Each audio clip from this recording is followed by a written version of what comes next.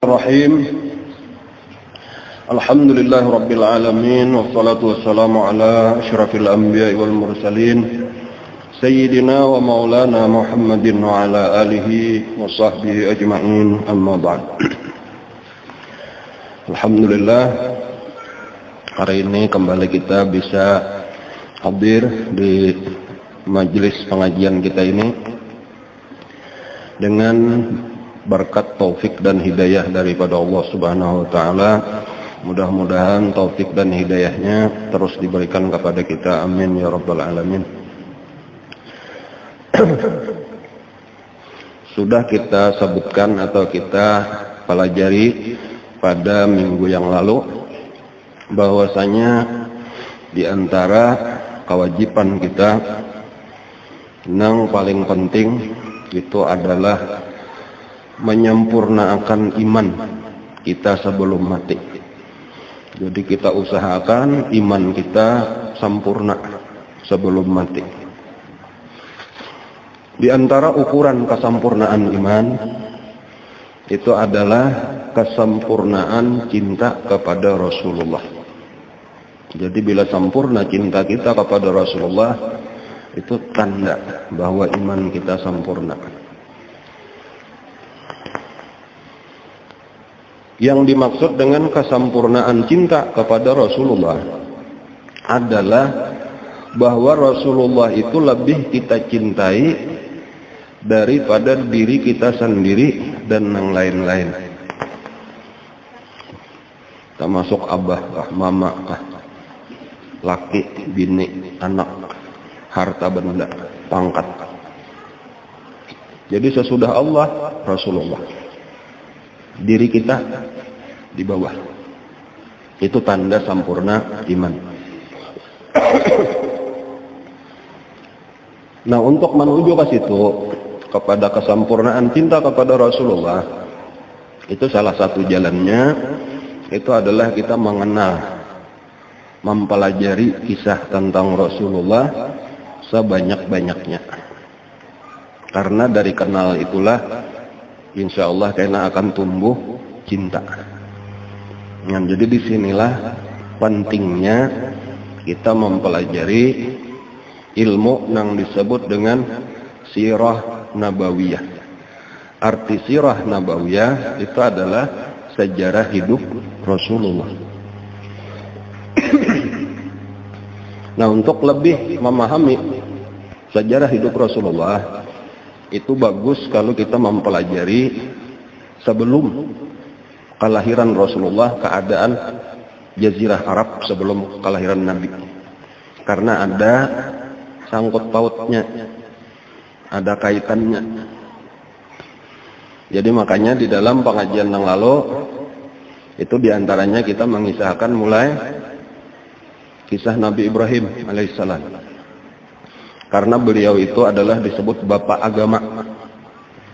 Agama-agama samawi. Nah, agama-agama yang diturunkan Allah dari langit itu 3 macam. Yahudi, Nasrani, Islam. Itu bertamunya di Nabi Ibrahim.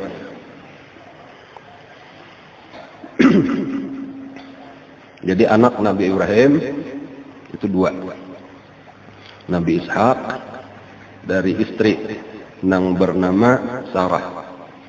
Kemudian Nabi Ismail dari istri yang bernama Hajar. Asalnya Nabi Ibrahim itu berdiam di Irak. Nah, jadi peristiwa pembakaran oleh Raja Namrud itu di sekitar Irak. Nah, sesudah selamat, lalu mengungsilah beliau menjauh daripada negaranya Namrud tadi, terus ke Palestina, terus ke Mesir. Nah, di Mesir inilah diberi, walaupun panjang kisahnya, telah diberi budak oleh Raja Mesir nang bangaran Hajar. Jadi Siti Hajar itu adalah budak nang akhirnya atas permintaan Siti Sarah itu dikawini.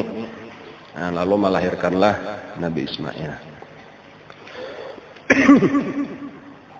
Di antara pelajaran yang lalu, inilah kita ulang sedikit, bahwasanya di Jazirah Arab itu agamanya sesudah Nabi Ibrahim dan Nabi Ismail membangun Ka'bah, itu adalah agama Hanifiyah dan seterusnya. Jadi agama Hanifiyah itu adalah agamanya Nabi Ibrahim dan Nabi Ismail. Nah, sementara dari keturunan Nabi Ishak, kemudian Nabi Yakub, Nabi Yusuf, dan seterusnya, itu ada 1000 nabi. Nah, lalu yang terkenal itu adalah agama Yahudi. Itu yang pertama-tama. Nah, dengan kitabnya Taurat yang dibawa oleh Nabi Musa. Tetapi Nabi Ibrahim jelas bukan pengikut Yahudi, karena Nabi Musa itu ada lawas sesudah wafatnya Nabi Ibrahim.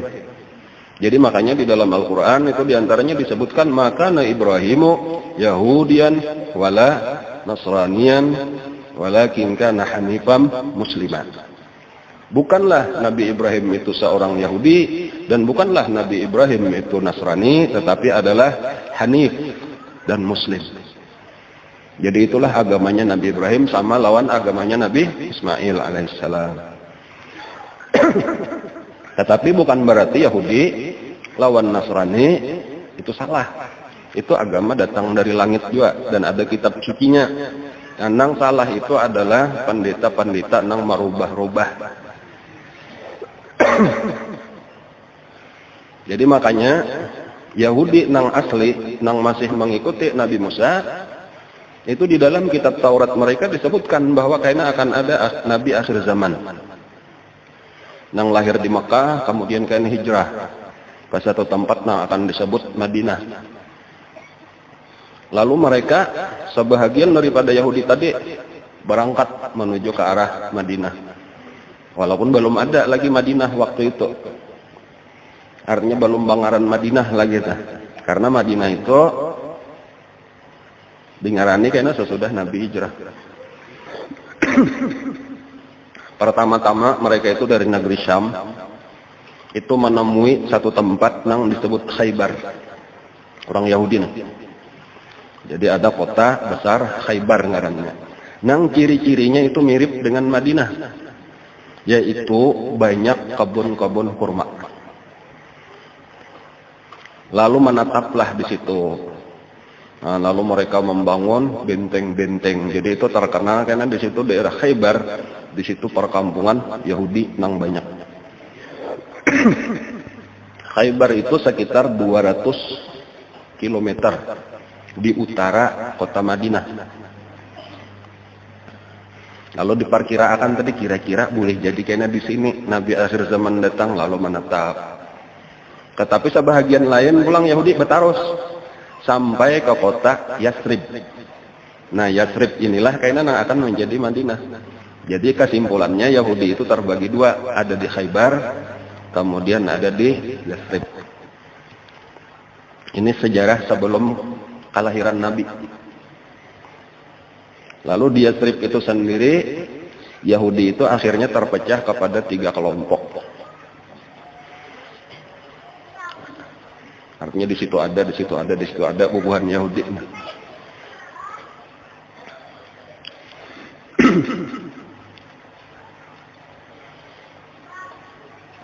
Ada Bani Nadir, artinya ada Bani Qainuqa, ada Bani Mustalik, itu kelompok-kelompok Yahudi. Sementara penduduk asli Madinah atau Yathrib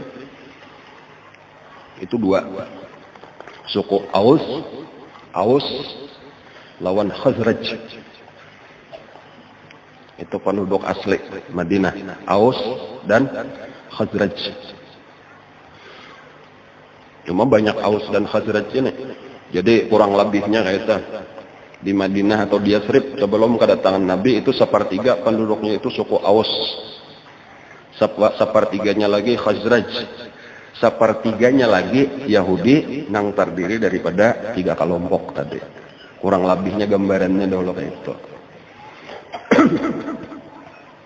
Antara Aus dan Khazraj ini saling terjadi peperangan, rancak berkelahi.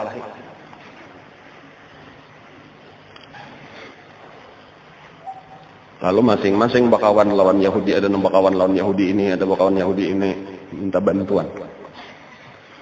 Nang kaina akhirnya itu dipersaudarakan oleh Rasulullah. Nah, sudah kita pelajari pada pengajian yang lalu, diantaranya sebelum kelahiran Nabi itu ada raja dari Yaman, Raja Tuba. Ya, kalau lah nang sampai ke Madinah, kemudian memerangi ahli Yatsrib karena anaknya dibunuh, tetapi akhirnya kada jadi, hendak menghancurkan suku Aus dan Khazraj karena mendapat nasihat daripada pendeta Yahudi. Lalu inya masuk agama Yahudi. Nah, lalu bahkan akhirnya inya nang memberi pakaian Ka'bah. Lalu akhirnya mengajak orang Yaman masuk Yahudi, maka jadi Yahudilah sebahagian orang Yaman. Itu kisah kenapa Yahudi sampai ke Yaman.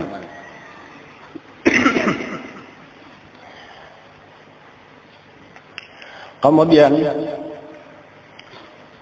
jauh sebelum kelahiran Nabi kita, itu di Bani Israel, itu Nabi yang terakhir adalah Nabi Isa alaihissalam.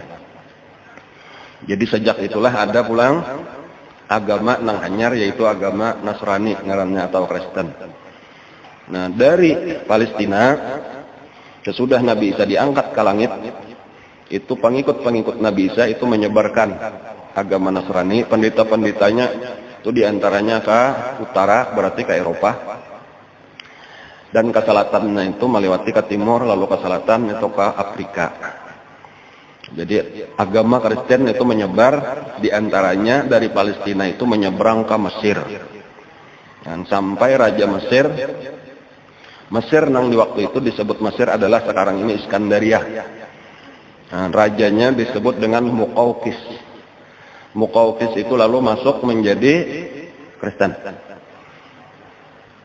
Kemudian terus sampai ke Habasyah, Ethiopia ini. Rajanya disebut dengan Najasyi. Najasyi pun masuk Kristen.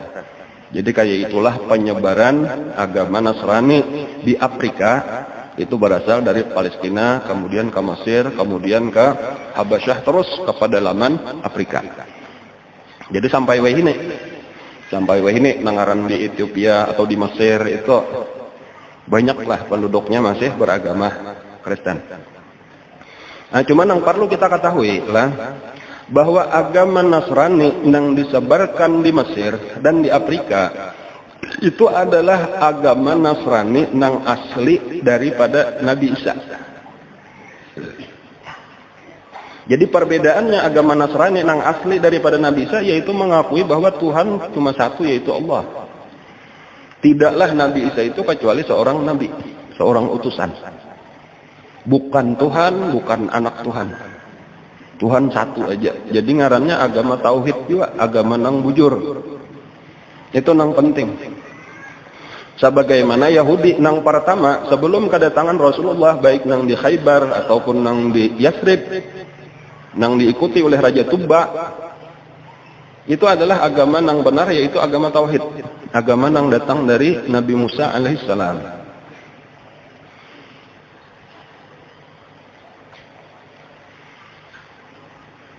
Ada salah seorang pendeta lah berdakwah di Afrika di zaman itu, lalu dirampok orang, nyakap pada lemen, lalu dirampok, ditangkap dan ditawan dan dijual menjadi budak. Salah seorang pendeta Nasrani di Habasyah, di Ethiopia. Kemudian nang manukarinya itu orang dari Arab. Kebetulan ada di situ, ditukarinya, nukar budak, tak tukar. Cuma kada tahu pada ini pendeta Nasrani. Lalu dibawanya bulik ke Arab, menyeberang Laut Merah. Nah, diamnya itu ngarannya daerahnya Najran. Najran itu terletak di antara Yaman dengan Saudi. Atau tepatnya lagi antara Yaman dengan Taif. Jadi ada Yaman, San'a, imba itu Najran, imba itu Taif, imba itu Mekah. Walhasil pendeta ini tadi jadi budak begawian lawan majikannya nang Arab tadi. Di malam harinya beribadat. Siang begawian lawan majikan, malam hari beribadat.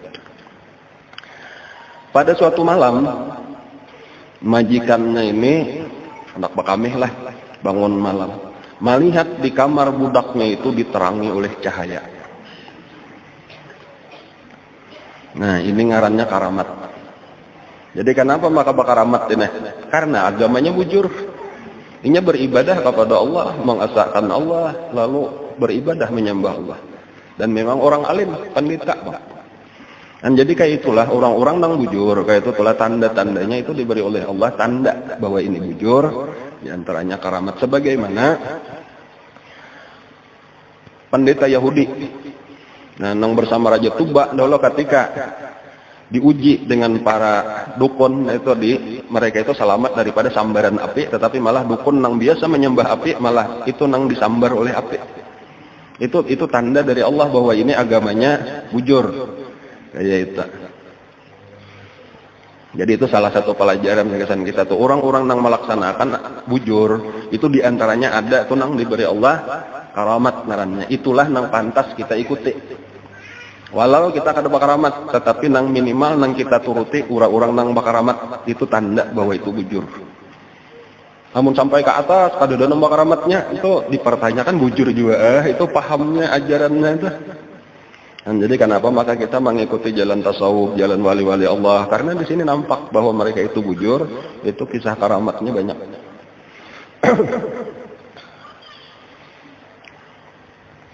Nah lalu ini tadi majikannya tadi Mbak melihat itu ada cahaya, lalu dipanggil lah, lalu ditakuni, lalu dijelaskannya lah masalah agamanya, yaitu agama Nasrani mengikut agama Nabi Isa. Bahkan dibawainya majikannya tadi, hanya pendeta yang biasa berdakwah itu dibawainya untuk masuk Nasrani. Tetapi majikannya menolak. Ujar majikannya, aku kada wani meninggalkan Tuhanku. Kalau sarek. Jadi ujar, nah ini napa garang Tuhan pian? Nah kami seluruh penduduk Najran ini menyembah pohon. Jadi ada pohon karamat. Di situ napa hajat kami meminta di pohon itu datu. Nah apakah ulun hendak menjual sapi, payo ulun hendak lakas dapat jodoh, macam-macam di pohon itulah. Jadi lalu ujar budak ini, kalau misalnya Tuhan ulun kawa mengalahkan Tuhan pian, hakun latihan masuk agama Nasrani. Ujar nang majikan, akur amunnya kalah Tuhan kok dibunuh oleh Tuhan nikam, hakun bener aku siapa lagi nang ko sambah amun Tuhan ko mati. Baik ngumpat nang manang. Nah ayo kumpulakan seluruh penduduk Najran. Nah di bawah pohon itu tadi kita beradu antara Tuhan ulun lawan Tuhan pian. Maka dikumpulkanlah oleh si majikan ini diundang barataan penduduk Najran, lalu bakumpulan di bawah pohon nang disembah oleh seluruh penduduk Najran. Disitulah si pendeta ini tadi atau si budak nang sebenarnya pendeta itu berdoa kepada Allah Subhanahu Wa Taala supaya dinampakkan kekuasaan Allah. Nah ringkasnya, kadada awan, kadada hujan, tiba-tiba petir menggelegar, terbakarlah itu pohon, tak tinggal jadi habu. Karamat pulang ngaran nanda. Lalu masuk Islamlah seluruh masuk Kristenlah seluruh penduduk Najran. Kayak itu dulu telah. Nah, Najran itu berparakan lawan Yaman. Sementara di Yaman tadi apa? Agamanya sebahagian Yahudi. Nah, jadi itulah kisah sebelum Nabi itu ada sudah Nasrani, ada sudah Yahudi. Nah, bahkan karena sebahagian daripada penduduk Najran itu termasuk karena pendeta-pendetanya itu berdiam-diaman, walaupun mereka kadawani terang-terangan menyebarkan agama Nasrani. Dakwahnya secara sembunyi-sembunyi. Kenapa? Karena di situ rajanya belum masuk Nasrani. Raja Tuba dan keturunannya itu masih memeluk agama Yahudi. Lalu di antara keturunan atau anak daripada Raja Tuba, ada seseorang sesudah Raja Tuba meninggal, walaupun berganti beberapa kali. Nah, ini kisahnya kita ringkasakan sampai kepada satu raja di Yaman itu yang bernama Zunuwas. Nah, Zunuwas ini mencari seorang pemuda. Ini kayaknya kisahnya ada di dalam hadis Rasulullah. Mencari seorang pemuda yang pintar untuk disuruh mempelajari ilmu sihir. Nah, di sini bedanya nih, orang apabila sudah kada bujur, itu kada ada lagi karamat, kada ada lagi mukjizat, satu-satunya jalan lagi supaya hebat belajar sihir. Lalu dapatlah seorang pemuda tadi. Nah, walhasil pemuda ini disuruh untuk belajar ilmu sihir. Jadi ada di situ bubuhan ahli sihir di gunung. Nah, lalu disuruh saban hari ke gunung situ. Di tengah perjalanan ke gunung itu, talewati tempat pendeta-pendeta Nasrani tadi berdakwah, membaca Injil, mau beribadat, memuji-muji Allah. Lalu ini singgah, melihat orang pina berkumpulan singgah. Anda ngarakan pina tertarik pinya dengan pelajaran agama Nasrani ini. Lalu akhirnya talambat datang ke tukang sihir. Sampai pada satu hari malah kada kapingin lagi belajar sihir. Nah, lalu tertarik dengan agama Nasrani, walhasil umpat masuk agama Nasrani, mempelajari bujur-bujur agama Nasrani, beribadat secara Nasrani. Nah, lalu tukang sihir balapor lawan raja. Ini suruhan pian, kada datang lagi, sudah beberapa hari, kada belajar sihir lagi. Nah, lalu dipanggil oleh raja, lalu macam-macam alasan. Nah, ya pada apa-apakahnya kada mengaku. Raja ini curiga, mesti ada apa-apanya, lalu diteliti. Sekalinya ketahuan bahwa inya sudah masuk Nasrani, umpat di situ lawan pendeta Nasrani. Nang ya ujar raja ini kada beizin agama masuk negaranya, walhasil ditangkaplah pendeta-pendetanya tadi, lalu disuruh untuk keluar daripada agama Nasrani. Mereka menolak, akhirnya dibunuh pendeta-pendeta tadi. Nah, termasuk pemuda yang sebenarnya disayangi oleh raja ini disuruh untuk kembali melepas agama Nasraninya, tetapi ia menolak. Akhirnya karena menolak lalu diancam oleh raja, bila ini kamu kadahapun kembali kepada agama kita, tetap dengan agama Nasrani akan dibunuh, yaitu dengan dibuang ke laut. Nah, lalu inya tetap bertahan, maka diperintahkanlah beberapa orang tentara untuk naik ke kapal, suruh bawa ke tengah laut, karena dilempar di laut. Sampai di tengah laut, datang ombak, menghantam kapal, lalu kapalnya tenggelam, tentaranya mati berataan. Si pemuda ini berjalan di atas banyu, bulik sampai ke pantai. Diberi Allah napa karamat. Bingung nih melihat berataan. Ujar raja lawan tentara nang lain, bawa ke atas gunung. Situ nah. Lemparakan ke jurang. Lalu dibawa pulang oleh tentara-tentara ke atas gunung. Sampai di atas gunung, beguyang gunungnya. Tentaranya nang guguran ke jurang. Pemudanya selamat. Walhasil bermacam-macam cara hendak membunuh itu kada berhasil. Sampai akhirnya pemuda itu berkata, wahai raja, ikam kata kawa membunuh aku.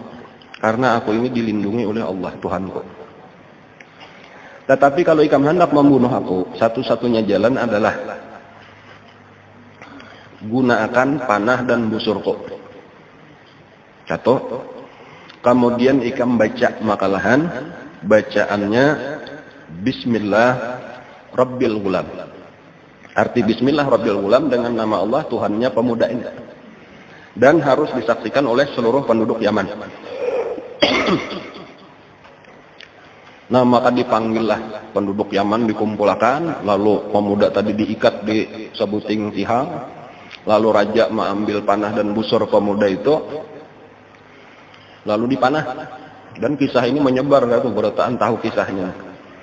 Nah, lalu raja tadi dengan suara keras membaca Bismillah Rabbil Ghulam, dengan nama Allah Tuhannya pemuda itu. Lalu dilepaskan panah tadi dan mengenai pemuda tadi mati. Nah, tetapi dari situ nampak seluruh orang yang melihat tahu bahwa ini kada kawa dibunuh kecuali dengan izin daripada Allah Tuhannya si pemuda itu. Maka pada waktu itu berimanlah atau masuk Nasrani penduduk Yaman sebanyak 20.000 orang. Jadi ini mengorbankan nyawa untuk berdakwah karena. Nah, lalu Raja Zunwas tarik benar. Kada dikira-kira hasilnya kayak ini, malah menang jadinya, walau kelihatannya terbunuh tapi menang karena dakwahnya berhasil. 20.000 orang masuk Kristen.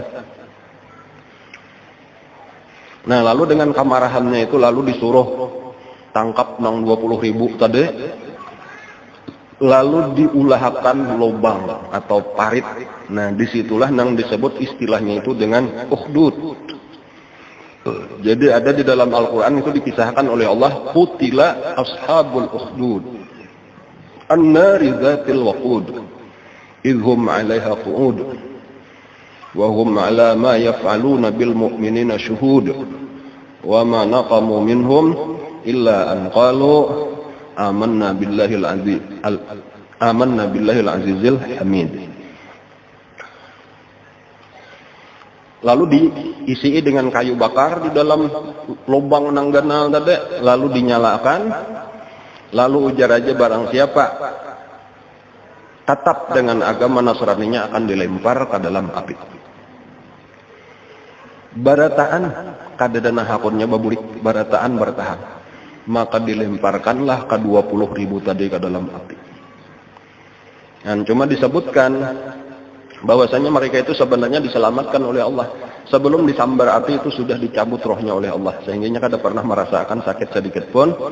Dan yang salah satu daripada yang dikisahkan oleh Rasulullah sallallahu alaihi wasallam di dalam hadis yang sahih, ujar Nabi, ada seseorang perempuan sedang menggendong bayinya. Nah, lalu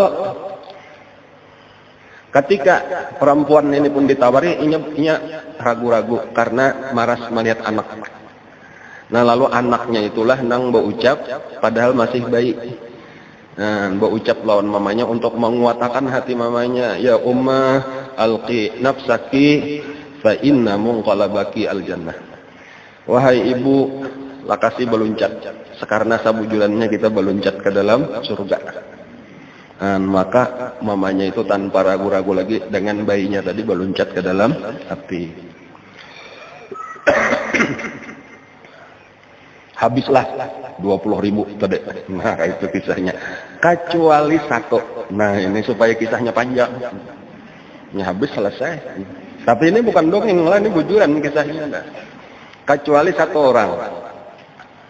Nang kawa melarikan diri. Jadinya nang kawaran banyak benar 20.000 kata kejagaan juga. Ada nang sawat lapas. Walaupun nang lapas ini ketahuan bisa sahih, cuma nasib tadi kada dapat. Nah, di higa rumah di manakah bersimpan, di hutanan di manakah, walhasil kada dapat lapas saikong. Ngarannya Daus. Bukan Daus Minik. Daus Zu Sa'laban itu kalau lengkapnya ngarannya. Ini kayaknya ada kisah pulang suku Daus ada terenya. Nah, lalu ini mencari pertolongan sampai ke Romawi. Jadinya berjalan kayak apa ini untuk minta tolong lah karena kezaliman Raja Yaman. Jadi nang terkenal waktu itu Raja Romawi ngarannya Kaisar. Jadi Kaisar jauh itu di Subalah negeri Syam itu, masuk ke Turki. Wah, ini minta tolong lawan Raja Romawi, mengisahkan keadaan Nasrani di Yaman dizalimi oleh Raja Tuba. Ujar Kaisar tadi, ujar Raja Romawi, sarik sabujurannya ini tah. Cuma apa ngarannya, Yaman itu terlalu jauh. Itu di utara Arab, Syam tadi ataupun Romawi itu ada ini jauh di selatan di pinggir Laut Merah. Terlalu jauh aku kalau hendak menyerang ke Yaman. Aku cuma bisa mengirim surat. Nah ini surat bawa ke negeri Habasyah. Itu Raja Najasyi itu adalah seorang Nasrani juga. Kayaknya Raja Najasyi lah nang menolong. Nah jadi lalu Daus ini tadi dari Romawi terus pulang berjalan sampai ke Habasyah. Lalu menghadap kepada Raja Habasyah, Raja Najasyi, untuk mengisahkan ini, mendapat surat daripada Raja Romawi atau Kaisar tadi. Nah membaca ini lalu diterima oleh Raja Najasyi, lalu dipersiapkanlah tentara sebanyak 70.000 tentara untuk menyerang Yaman. Menyeberang Laut Merah, jadi itu di Afrika, tinggal menyeberang dari Habasyah itu ke Yaman. Jadi entah berapa kapal. Pemimpinnya yang diutus oleh Raja Najasyi itu ngarannya Riyab. Nah, jadi Riyab itu ngaran pemimpin panglima perang yang mengapalai 70.000 tadi. Nah, salah satu tentara dengan pangkat tinggi juga, cuma di bawah daripada Riyab, ngarannya Abraha. Nah, jadi Abraha itu adalah tentara daripada Najasyi yang dikirim ke Yaman untuk menaklukkan Raja Yaman yaitu Zunuwas. Walhasil terjadi peperangan antara tentara Habasyah dengan tentara Yaman, yang akhirnya Zunuwas terbunuh, tentaranya dikalahkan, maka dikuasailah Yaman oleh Ar-Riyab. Menjadi gubernur Yaman, diulas sebagai gubernur di bawah kerajaan Habasyah. Hampir Raja Yaman, tetapi gubernur aja pulang. Jadi artinya dikuasai oleh Yaman. Jadi sudah ada kisah Abraha. Cuma jadi pembesar raja di gubernurnya itu bukan gubernurnya Riyab. Nah lalu Riyab ini sesudah beberapa waktu berkuasa itu berlaku zalim. Sampai kepada orang-orang Habasyah sendiri nang sawarga negara yatunya zalim, memungut pajak sakahandak kayak itu. Walhasil banyak nang kada puas, bahkan dari orang Habasyah sendiri kada puas, apalagi nang penduduk asli Yaman nang dijajah. Lalu di antara nang kada puas itu adalah Abraha sendiri. Nah walhasil banyak orang nang bergabung lawan Abraha, akhirnya terbentuk satu pasukan besar. Lalu terjadilah peperangan antara Abraha lawan Riyab. Di dalam peperangan pertama kali, nah imba betamuan nata gubernur Riyab itu menantang Abraha untuk bertarung satu persatu. Jadi ujar Riyab, kita ini sama-sama orang Habasyah, jangan sampai kita mengorbankan tentara nang mati, siapapun nang menang membunuh tentara kita Habasyah, karena habis tentara kita dirabut Yaman. Ya, akan beta pikir ke situ. Kita aja sudah bakal berdua. Siapa menang, inyalah nang menjadi gubernur Yaman. Akur ujar Abraha. Nah, walhasil perang tanding. Jadi tentaranya menyaksikan aja perang tanding. Ringkasnya siapa nang kalah nah? Abraha. Nah, gitu. Jadi Abraha itu kalah. Di antaranya kalahnya itu apa? Karena tabasan pedang daripada Ar-Riyad cuma nangkana hidungnya aja. Jadi pacul hidung Abraha. Jadi makanya kalau di dalam tarikh itu ngarannya Abraha Al-Ashram. Al-Ashram itu artinya orang nang kada behidung. Nah, bahasa kita apa ya? Rongong aja lah. Nah, tetapi nampak ini sempat melarikan diri. Jadi imbahnya hidung luka tadi langsung buka, langsung melarikan diri. Lalu kembalilah Yaman dikuasai oleh Riyab. Itu. Nah, lalu beberapa waktu kemudian ternyata ini kada menyerah. Dengan diam-diam di waktu lengah Raja Riyab itu diserang kembali oleh Abraha. Lalu kawainya membunuh Riyab. Dikuasainya lah Yaman. Kayak itu caranya, jadi dengan pengkhianatan, bukan perang tanding lagi. Nah, mendengar Riyad terbunuh itu beritanya sampai ke Habasyah, sampai kepada rajanya sama sekali Najasyi, dan Najasyi sarik. Karena sebenarnya orang yang dipercaya oleh Najasyi adalah Riyad. Ini cuma sekadar tentara benar aja Abraha. Sekarang Abraha wani-wani membunuh Riyad. Nah, lalu disiapkanlah tentara yang banyak dan langsung dipimpin oleh Raja Najasyi. Lalu Raja Najasyi bersumpah, aku tidak akan kembali kecuali sesudah kedua belah batisku ini menjejak tanah Yaman dan akan menggundul kepala Abraha. Oh, itu kasarikannya. Jadi dua sumpahnya tadi. Kada akan kembali ke Habasyah kecuali pertama kedua batisku menjejak tanah Yaman dan aku akan menggundul habis kepala Abraha. Itu tanda, artinya hukuman, kehinaan udah sampai digundul di tengah orang banyak. Nah, dan disiapkanlah tentara yang banyak. Berita ini sampai kepada Abraha, dan Abraha ketakutan. Nah, karena memang merasa salah bangsa orang. Lalu inya mautus seorang utusan. Nah, utusannya ini beda-dahuluarnya datangi Raja Najasyi sebelum inya tulak ke sini.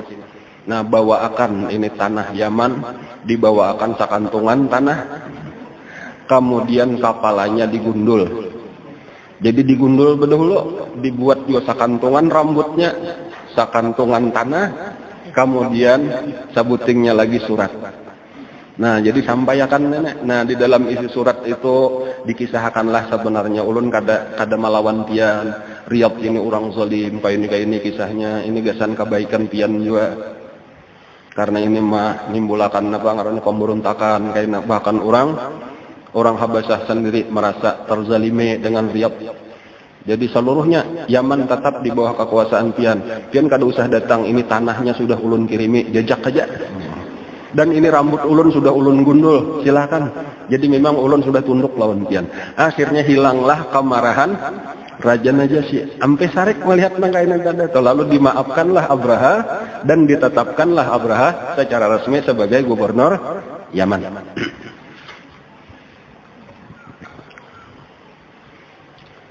Nah, lalu untuk lebih menarik hati Raja Najasyi, supaya lebih sayang atau hilang sama sekali bekas kemarahan ini, lalu Abraha hendak memberikan penghormatan yang besar-besaran kepada Raja Najasyi. Lalu baulah sebuah gereja yang luar biasa mewah, dari batu pualam, batu marmer asli, itu segala-galanya yang paling mewah lah. Gereja yang sangat besar yang bernama Al-Qulais, ngarannya Al-Qulais. Bahkan untuk kebesarannya ini tadi, ini Raja Abraha itu mengirim surat kepada seluruh Arab supaya bahaji itu ampih ke Ka'bah, tetapi mulai tahun depan itu sudah ke Al-Qulais. Jadinya taban tahun orang bahaji ke Ka'bah, ke Mekah. Nah, tetapi hendak jangan lagi karena ini lebih hebat daripada Ka'bah. Nah, diantaranya sampai juga surat itu tadi ke Mekah. Sementara orang mulai zaman Nabi Ibrahim lah, walaupun sudah banyak penyelewengan daripada agama Nabi Ibrahim, terutama bertambah pertama patung-patung ya kalau lah, kemudian terus macam-macam lagi ajaran-ajaran sesat bertambah. Tapi tetap diantara yang terjaga daripada warisan peninggalan Nabi Ibrahim, agama Nabi Ibrahim itu haji dan umrah. Jadi tetap aja setiap tahun haji dan umrah. Termasuk dua macam nang utama benar. Pertama haji dan umrah. Tadi nang kedua penghormatan bulan-bulan haram. Jadi ada di Arab itu bulan-bulan haram itu dari hukum Allah. Sejak Allah menciptakan langit dan bumi, di dalam Al-Quran itu disebutkan bahwa bulan itu 12 dan 4 bulan itu minha arbaatun hurum. Bulan haram itu kada boleh berperang. Bulan Rajab, Sabuteng, Tapisah, Menyorangan, kemudian ada 3 bulan yang berturut-turut, Muharram, Zulqaidah, Zulhijjah. Atau Zulqaidah, Zulhijjah, Muharram. Nah, kayak itu paling lah.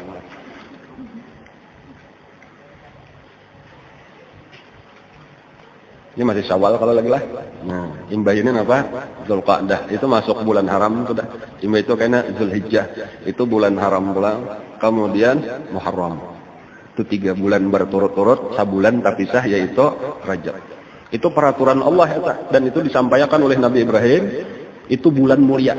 Di antara 12 bulan, yaitu 4 bulan. Di antaranya di bulan mulia itu adalah kada boleh ada terjadi peperangan. Kecuali membela diri.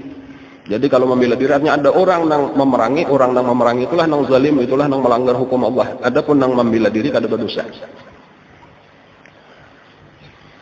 Tetapi lah nangaran tadi syaitan nenek terus berusaha menyesatkan manusia. Jadi nang sudah tahu peraturan Allah kayak itu, di antara orang-orang Mekah itu, ini kayaknya dirubahnya peraturan itu tanpa mengurangi 4 bulan tadi bulan haram. Jadi ada di dalam Al-Quran itu disebutkan innaman nasi'u ziyadatun fil kufr.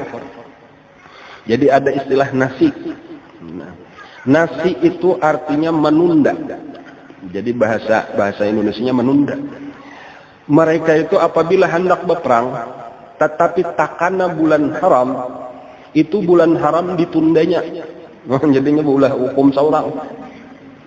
Jadi anggap misalnya bulan Syawal, makanya seharusnya imbas Syawal ini apa? Zulqa'dah, bulan haram. Tetapi ketika ini hendak berperang, ujarnya Zulqa'dah bulan Dzulhijjah.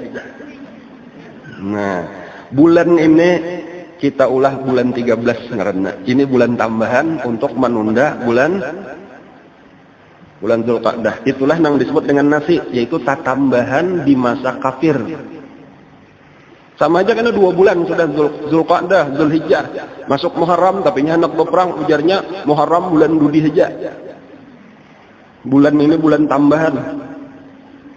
Atau kadang-kadang dibaliknya, ini kita sapar, kita dahuluakan. Pokoknya dibalik-balik kayak itulah, dirubah-rubah, ditetambahi. Walhasil, sejak saat itu tuh lalu bulan tuh jadi kacau. Kita kada tahu lagi nang mana nang asli Ramadan ini apakah pas bujur atau kada. Tak manakanya tak luncat-luncat, jadi bisa 1 tahun lah salahnya. Berikutnya bisa jadi 2 bulan, jadi sabulan, 2 bulan, 3 bulan terus rusak. Dan itu kembali bujur itu kayaknya ketika Haji Wada itu hanya daripada Nabi. Sekarang ajar Nabi sudah kembali sebagaimana sedia kala. Nyata putar-putar mantuk salah kehabisannya tabulik kasar. Nah tadi kisah, lalu ada satu golongan orang-orang nang mulia, artinya orang-orang besar di Mekah nang disebut ahlun nasi. Jaka anu itu mereka inilah panitia bulan nasi itu, mereka lah nang berhak menentukan apakah ini kita tambahi nang mana kita tambahi. Ahlun nasi inilah nang ketika menerima surat dari Abraha, mereka itulah nang paling marah dengan perintah Abraha tadi untuk bahaji ke Yaman. Lalu mereka inilah mau utus-utusan seseorang nang menyamar supaya masuk ke Quraisy tadi, gasan apa? Gasan Bahira, dan supaya kotorannya itu dikulai.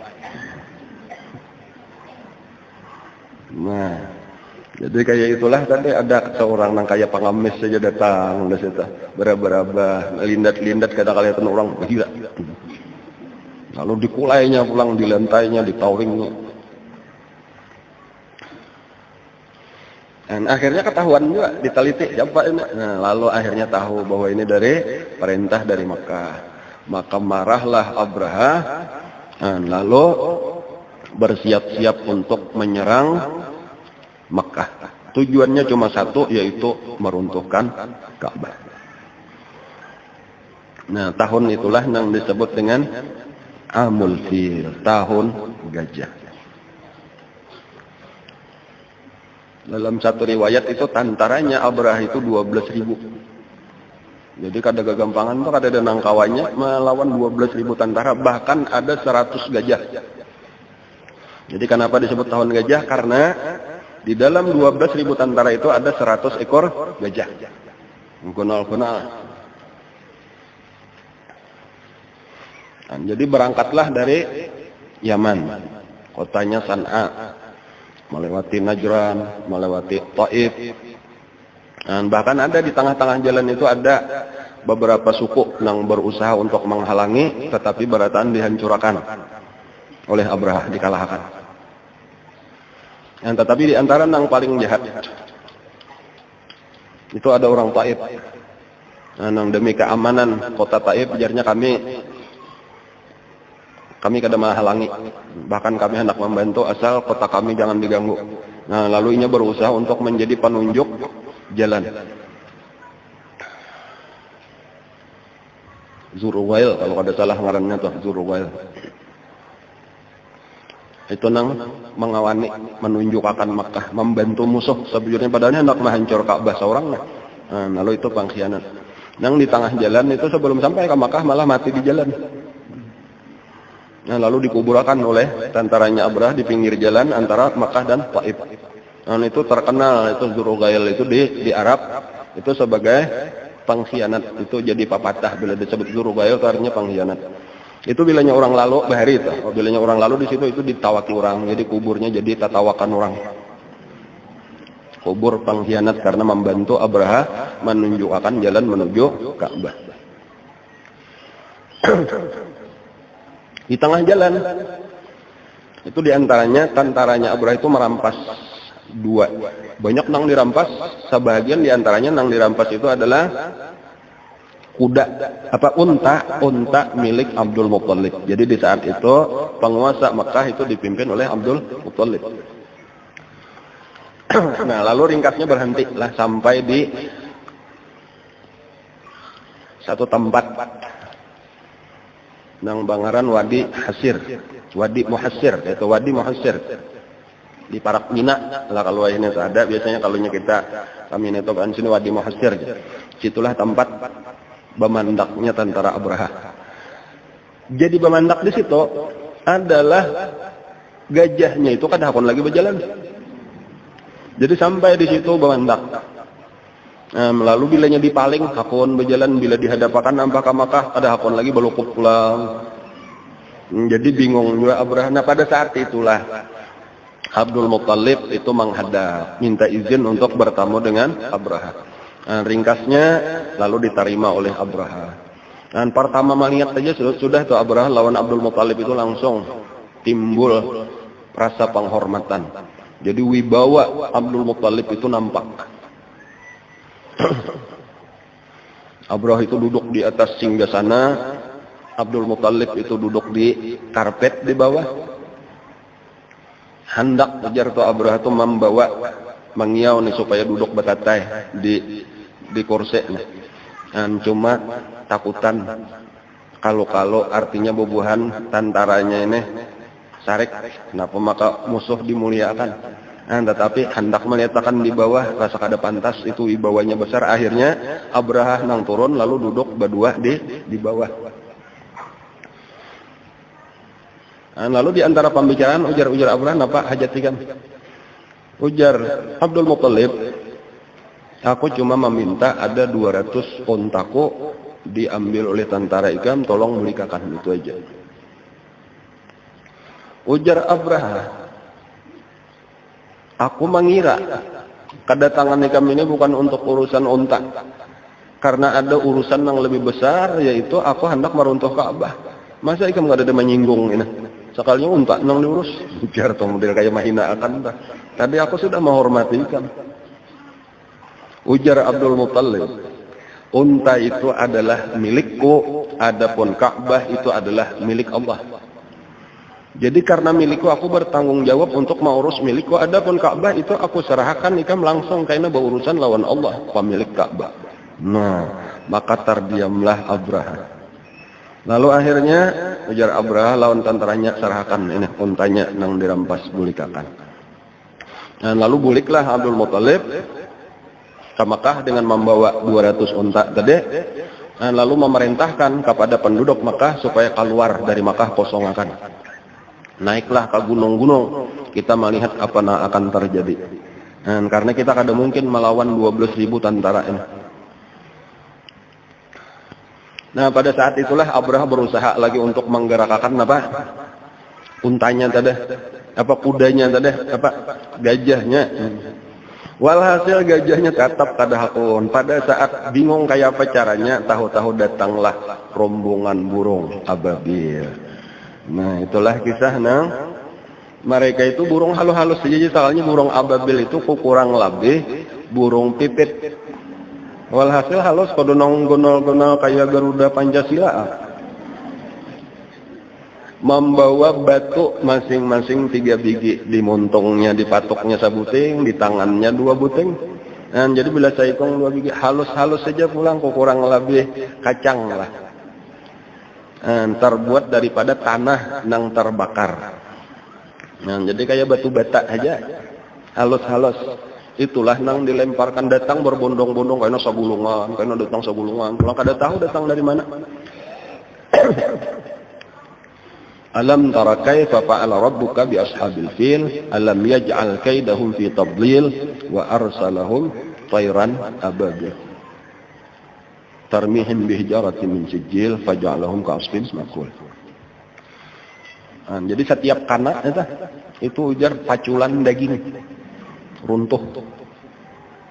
Jadi model kayak kana penyakit kulit, langsung saat itu juga memburuk, entah masuk abrah. Jadi ringkasnya gagallah penghancuran Ka'bah. Ada beberapa waktu, beberapa bulan kemudian lahirlah Rasulullah. Kisahnya ringkasnya kayak itu.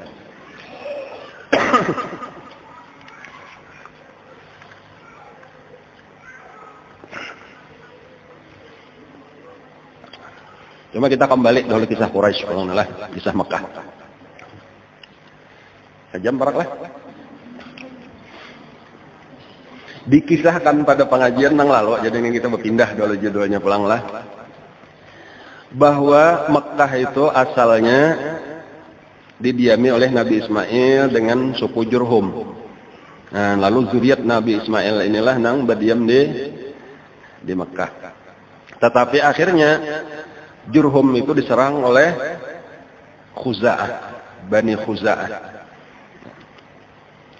Pimpinan nang pertama kepalanya Banglaran siapa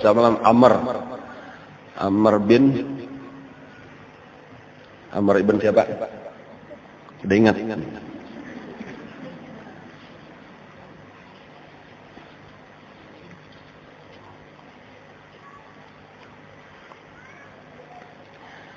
Nang membawa patung.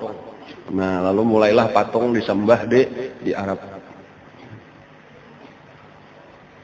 Bin siapa? Amr bin Luhai. Nah, itu Amr bin Luhai. Itu melihat orang Syam.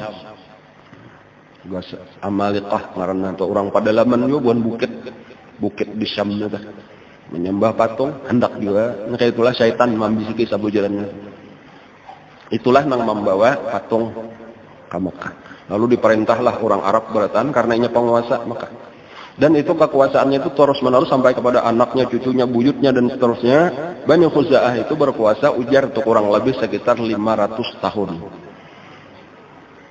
di Mekah itu. Nah, adapun keturunan daripada Nabi Ismail itu tetap hidup di Mekah, tetapi kada mempunyai kekuasaan apa-apa. Nah, jadi sebagai orang nang terjajah. Nah, terutama tadi bahkan Jurhum itu banyak nang mengungsi keluar. Sebahagian pun tadi hidup dengan kehinaan di Mekah, kecuali nang masih dimuliakan yaitu bubuan zuriat Nabi Ismail. Karena memandang mereka itu adalah keturunan Nabi. Jadi masih orang mulia, cuma kalah dengan penguasa nang dari Khuza'ah. Tetapi mereka lebih bebaslah daripada Jurhum nang lain. Kayak itu telah karena mereka orang mulia keturunan Nabi. Di antara yang terbesar daripada keturunan Nabi Ismail itu adalah seseorang karena zuriat sidin daripada Adnan dan terus ke bawah. Itu di antara yang terkenal yaitu ngarannya Fihir. Jadi ini datuk daripada Nabi kita. Fihir inilah karena nang sempat menjadi orang besar, orang terkenal kayak itu, dan bahkan beliau itulah nang diberi gelar Quraisy. Jadi Quraisy itu ngaran daripada Fihir. Nah, karena zuriatnya itu disebut dengan suku Quraisy. Nah, itu termasuk orang mulia di Mekah. Nah, daripada keturunan Quraisy itu yang paling terkenal adalah ngarannya Qusay bin Kilab. Nah, jadi ini sudah termasuk keturunan daripada sihir tadi Quraisy tadi ke bawah entah beberapa zuriat, beberapa generasi. Dan cuma puncaknya itu terkenalnya pulang bangkitnya lagi keturunan Nabi Ismail itu adalah di masa Qusay bin Kilab. Nah, keistimewaannya Qusay bin Kilab itu inya sugih. Satu dulu sugih. Bagus rupa. Ulang tak kongkol ya Allah. Kemudian kawa mengawini anak daripada kepala suku Khuza'ah di zaman itu. Nah, jadi Hanyar ini bisa bergabung lawan penjajah sabujuranna penguasa. Lalu menjadi mulialah, terkenallah Qusay bin Kilab karena bininya adalah anak daripada pemimpin suku Khuza'ah di zaman itu. Sementara ini sudah mulia dahulu sebagai keturunan Nabi Ismail. Dan kekuasaan pulang Mintuha, wah ini jadi raja. Jadi minantu raja. Ketika Mintuha meninggal, nah langsung Qusay ini mengumpulkan keluarganya dan melantik dirinya menjadi Raja Mekah. Artinya pemimpin Mekah. Tetapi, nah ada tapinya, diprotes oleh anak-anak daripada raja nang meninggal tadi. Ujarnya ini minanto kada berhak, kami nang berhak untuk menjadi raja. Kayak itu. Walhasil terjadilah peperangan. Nah, ini terjadi peperangan dan sangat banyak korban. Sampai akhirnya terjadi gencatan senjata. Lalu diadakan perdamaian. Nah, kesimpulannya perdamaiannya kita mencari seseorang hakim yang akan memutus siapa yang berhak sebenarnya untuk memimpin Mekah. Nah, lalu dipilihlah masing-masing mengajukan, ringkasnya walhasil sampai kepada keputusan itu orang yang paling tua di zaman itu dan paling bijaksana. Nah, lalu itulah yang diminta untuk menjadi hakim. Lalu masing-masing mengajukan alasan-alasan. Jadi kalau ujar Bani Khuza'ah tadi, kami ini asli abah kamilah yang jadi pemimpin. Sesudah meninggal ini hendak merebut ini minantu benar aja. Ada kami sudah asli anak-anak sidin putra mahkota kami. Seharusnya salah satu dari kami. Ujar Qusay bin Kilab, bujur aja ini mintu aku, tetapi sebenarnya ini penjajah. Makkah ini mulai Ka'bahnya itu nang mandiriakan adalah datuku. Tetapi direbut ini oleh Bani Khuza'ah mulai Amr bin Luhai. Jadi wajar seharusnya kembali kepada kami pulang. Ini penjajah harus melepaskan diri. Ini masanya sudah zaman kemerdekaan. Penjajahan di muka bumi ini kada sepantasnya. Sedang proklamasi sudah. Penjajahan ini tidak berperi kemanusiaan dan berperi keadilan. Itu kalau telah nyata. Walhasil diputuslah oleh hakim yang terpilih tadi dan sepakat sudahnya apapun keputusan wajib kita menerima. Lalu keputusannya kekuasaan Mekah 100% yang berhak cuma Qusay bin Kilab. Nah, jadi disitulah sejak itulah kembali ulang kepada zuriat Nabi Ismail. Dan ini tunduk tadi tah bubuhan Bani Khuza'ah melepaskan diri. Dan jadi lalu pada saat itulah kembali di tangan Qusay bin Kilab.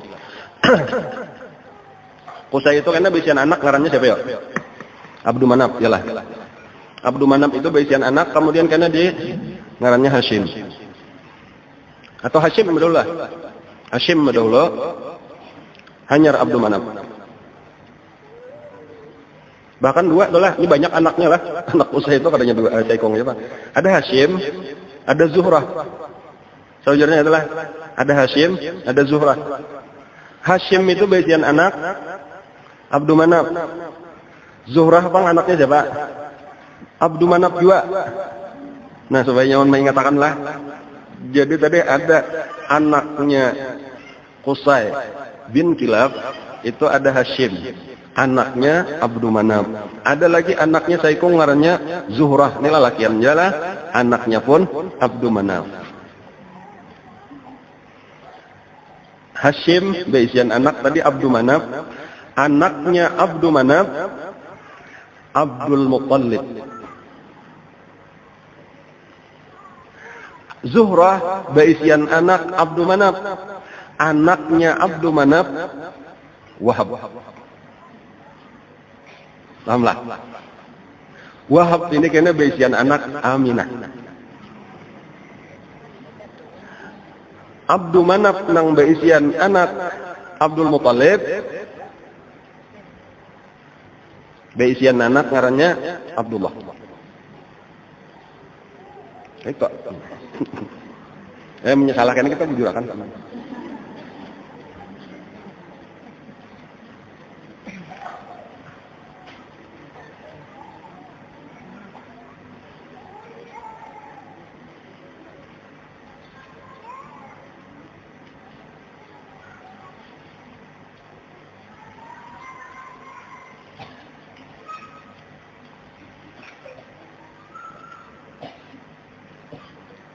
Salah. Ya kan kita bujurakan lah. Kamunya salah tuh kayak itu berarti nang bujur tah. Kilap dahulu. Kilap itu kayak itu telah dibujurakan sedikit nah. Langsung aja. Kilap itu beisian anak ngarannya Qusay. Satu. Kemudian nang kedua Zuhrah. Nah itu nang bujur ke atas naik akan. Jadi anaknya Kilab itu pertama Qusay, nang kedua Zuhrah. Kayak itu telah. Kemudian Qusay beisian anak Abdu Manaf. Nah kayak itu. Adapun Zuhrah pun beisian anak Abdu Manaf. Jadi Abdu Manaf lawan Abdu Manaf bahasa bobo sekali lah. Abdu Manaf itu beisian anak Hashim, jadi tak balik dah. Jadi makanya sejangga. Hashim, Abdu Manaf nang Saikong, nang anaknya Zuhrah, itu beisian anak Wahab. Jadi Wahab lawan Hashim bahasa popo dua kali. Hashim itu beisian anak ngarannya Abdul Muttalib. Sementara Wahab beisian anak ngarannya Aminah. Jadi antara Aminah dengan Abdul Muttalib itu bahasa popo 3 kali. Nah lalu Abdul Muttalib melahirkan Abdullah. Abdullah itu kawin dengan Aminah. Itu sebenarnya tak kawini Mamarina sapupo 3 kali. Nah insya Allah itu bujur tak. Nang tadi tak salah tak.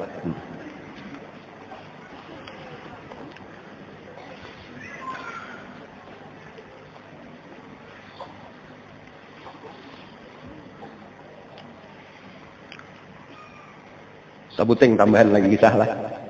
Untuk kesempurnaan supaya lebih sempurna kisah. Dikisahkan dahulu di waktu Bani Khuza'ah itu merebut Makkah, itu Zamzam itu dikubur oleh Bani Jurhum. Dan maksudnya supaya untuk mempersulit musuh ini karena kata kawal lagi mencari banyak. Tetapi tetap sekalinya dijajah, bahkan Bani Khuza'ah itu mencari banyak itu datang di luar kota Makkah. Nah ketika sudah dikuasai, direbut kembali, itu nang pertama-tama tamimpi itu adalah Abdul Muttalib. Jadi di antara mimpinya itu adalah perintah untuk menggali kembali sumur Zamzam.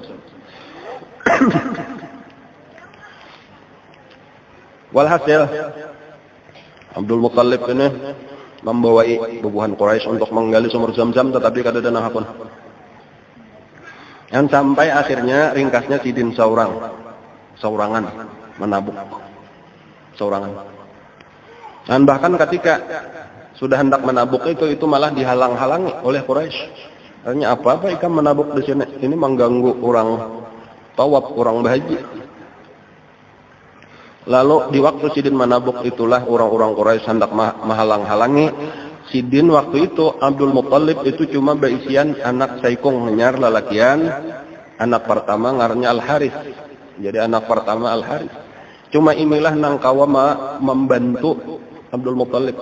Tugasnya yaitu mahalang-halangi orang nang hendak marabuti cakruk lah atau cangkolnya ini. Jadi ayo jaga akan supaya aku kau menabuk. Jadi kauyuhan nih Haris seorangan nih pemuda. Sementara tokoh-tokoh Quraisy tadi hendak menangkap lawan Abdul Muthalib. Nah pada saat kawalahan Al-Harits ini tadi manahane serangan daripada tokoh-tokoh Quraisy. Nah pada saat itulah tiba-tiba cangkolnya atau linggisnya daripada Abdul Muthalib itu mengenai batu pinggiran sumur Zam-Zam. Lalu berteriaklah Abdul Muthalib, Allahu Akbar. Nah pada saat itu tamandak berataan. Lalu tahu bahwa dasar sekalinya sumur Zam-Zam itu bujuran ada. Walaupun kisahnya itu masyhur, tetapi kada ada yang tahu. Cuma kisah benar aja di mana sumur Zam-Zam, kada tahu lagi. Ternyata ini menemukan pinggirnya sudah. Nah, lalu pada saat itulah mereka bersama-sama ujarnya, ayo kita gali bersama dan kita bersamaan sumur Zam-Zam ini. Ujar Abdul Muthalib, tadi waktu aku membawai kada ada hakumnya, bahkan ikam menghalangi berataan, imbas sudah dapat berataan hendak menyamani, ini sumur kok. Ujar tokoh-tokoh Quraisy, kada ini sumur kita berataan. Walhasil bahwa sementara Abdul Muthalib cuma beisian anak saikong nang membela. Sementara tokoh Quraisy banyak. Jadi kawalahan. Akhirnya untuk menjaga diri, ujar Abdul Muthalib, itu aja nah. Kita mencari hakim aja. Jadi kayak itulah data. Siapa kayaknya nang menghukum? Siapa orang yang paling pintar di zaman ini? Nah lalu sepakat.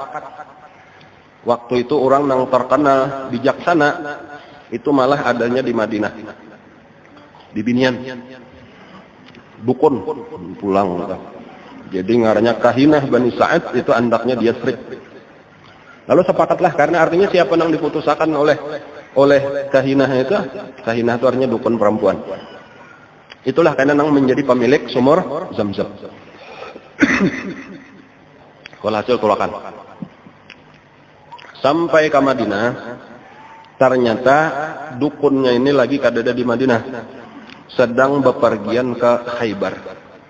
Khaybar itu 200 km pulang dari Madinah.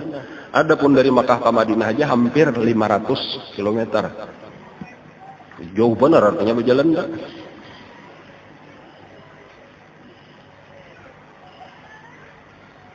Nah lalu tulakan kita datangi ke Khaybar. Walhasil tulakan terus ke Khaybar. Di tengah perjalanan kehabisan banyu. Di tengah padang pasir. Habis banyu, kehausan. Habis bekal, kelaparan. Akhirnya apa? Kada kawan apa-apa lagi, maju salah, mundur salah. Jadi mahadang hujan nggak ada harapan turun. Akhirnya sepakat sudah, kita masing-masing menabuk kubur aja sudah. Siapa terdahulu mati dikuburakan, siapa mati kena kuburakan. Minimal kena saikong aja daripada kita nang kada kubur, nang pandudian mati. Kayak itu aja sudah putus asa, sudah berataan. Nah akhirnya masing-masing lah di mana tempat duduknya tadi menabuk, dan supaya kubur. Nah pada waktu Abdul Muthalib menabuk, disitulah memancar air keluar. Lalu pada saat itulah selamat berataan kawa minuman, diisi pulang wadah banyu. Lalu berataan selamat, kesimpulannya kada lain nang memberi ikan banyu di sini, ya nang memberi ikan banyu Zam-Zam. Kita kada jadi ke Khaybar, Zam-Zam gasan ikam saurangan. Sepakat suku Quraisy. Nah jadi disitulah karena Zam-Zam itu dikuasai oleh Abdul Muthalib. Jadi penguasanya, pemilik sumur Zam-Zam itu adalah Abdul Muthalib. Nangkaina itu diwariskan kepada Abu Talib. Tugasnya itu ngarannya kalau istilah di Quraisy itu siqayah. Siqayah itu adalah memberi minum orang-orang haji dari sumur Zam-Zam. Itu pemimpinnya, kepalanya itu adalah Abdul Muthalib. Nah kayak itulah seterusnya, karena parak sudah kisah menjelang kelahiran Rasulullah sallallahu alaihi wasallam. Seakan-akan kita ini sudah maksudnya tadi memahami lah keadaan menjelang kelahiran Nabi itu. Insyaallah mudah-mudahan kita diberikan umur yang panjang, kesehatan, dan lalu kita kawak karena lebih banyak mempelajari kisah tentang Rasulullah dengan harapan tadi mudah-mudahan kecintaan kita terus bertambah, iman kita sempurna, lalu karena kita mati barataan dalam keadaan husnul khatimah tak kumpul lawan Rasulullah di dalam surganya. Amin ya rabbal alamin. Ala hadhihi niyatu ala kulli niyatin shalih wa hadratin nabi al-fatihah.